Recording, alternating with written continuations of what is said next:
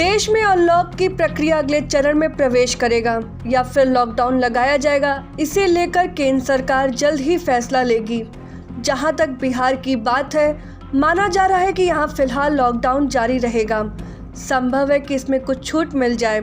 Corona महामारी के बीच देश में चल रही अनलॉकिंग की प्रक्रिया को देखते हुए संभव है कि बिहार जैसे कुछ राज्यों में छोटे छोटे लॉकडाउन लागू किए जाएंगे। जहां तक स्कूल कॉलेज खुलने की बात है, यह फिलहाल संभव नहीं दिख रहा है।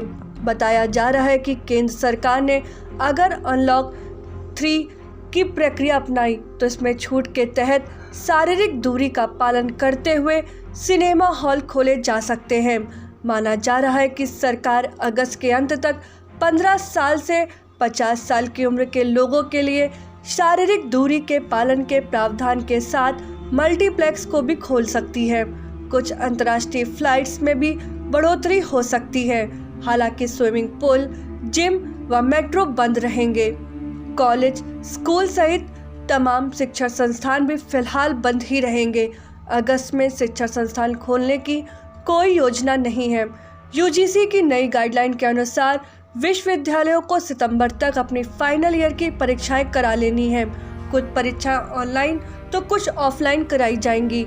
इस बाबत क्या फैसला होता है या देखना अभी बाकी है।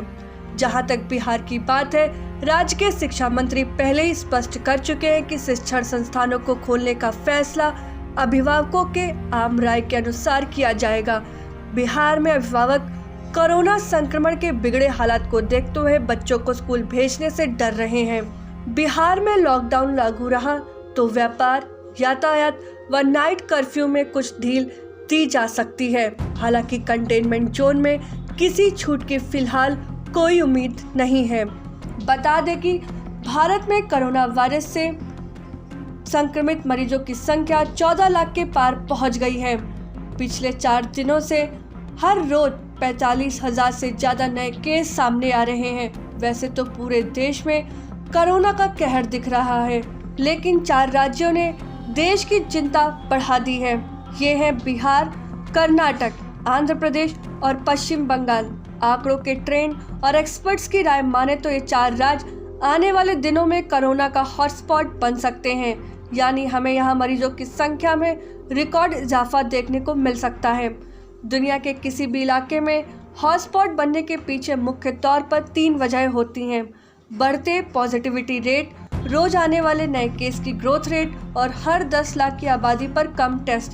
पिछले 4 महीने के दौरान ये चीज़ें दिल्ली, महाराष्ट्र और तमिलनाडु में देखने को मिली थी और ये सारे राज्य देश के हॉटस्पॉट्स थे।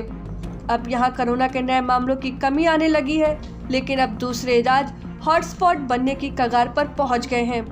भारत में इन दिनों हर 19 दिनों में कोरोना के केस दुगने हो रहे हैं। आंकड़ों पर नजर डालें तो इस चार्ट में सबसे ऊपर कर्नाटक है। यहाँ पर 5.5 दिनों में कोरोना के मरीजों की संख्या दुगनी हो रही है। इसके बाद आंध्र प्रदेश की बारी आती है। यहाँ 1 महीने पहले डबलिंग रेट 13 दिन था, लेकिन अब ये 6 दिनों पर पहुँच गया है। पश्चिम बंगाल में ये आंकड़ा 8 पर है, जबकि बिहार में फिलहाल 14 दिनों में मरीजों की संख्या दुगनी हो रही है। 1 महीने पहले बिहार में डबलिंग रेट करीब 28 दिन का था। देश भर में इन दोनों टेस्ट की संख्या लगातार बढ़ाई जा रही है। ऐसे में ये देखना जरूरी है कि हर 10 लाख की आबादी पर फिलहाल कितने टेस्ट हो रहे हैं। भारत में हर 10 लाख की आबादी पर 12,222 लोगों के टेस्ट हो रहे हैं। राज्यों की बात करें तो इस लिस्ट में आंध्र प्रदेश टॉप पर है। यहाँ पर 10 लाख की आबादी पर सबसे ज़्यादा 30,556 टेस्ट हो रहे हैं, जबकि कर्नाटक में 13,375 टेस्ट हो रहे हैं। इस लिस्ट में बिहार की हालत सबसे ज़्यादा खराब है। यहाँ हर 10 लाख की आबादी पर सिर्फ 3,699 टेस्ट हो रहे हैं।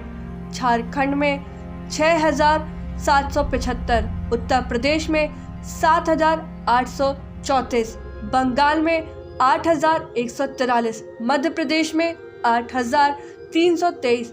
ये वो राज्य हैं जो टेस्ट के मामले में सबसे नीचे हैं। अगर आपको हमारा वीडियो पसंद आया हो तो इसे लाइक करें, सब्सक्राइब करें और साथ ही बेल आइकन दबाना ना भूलें।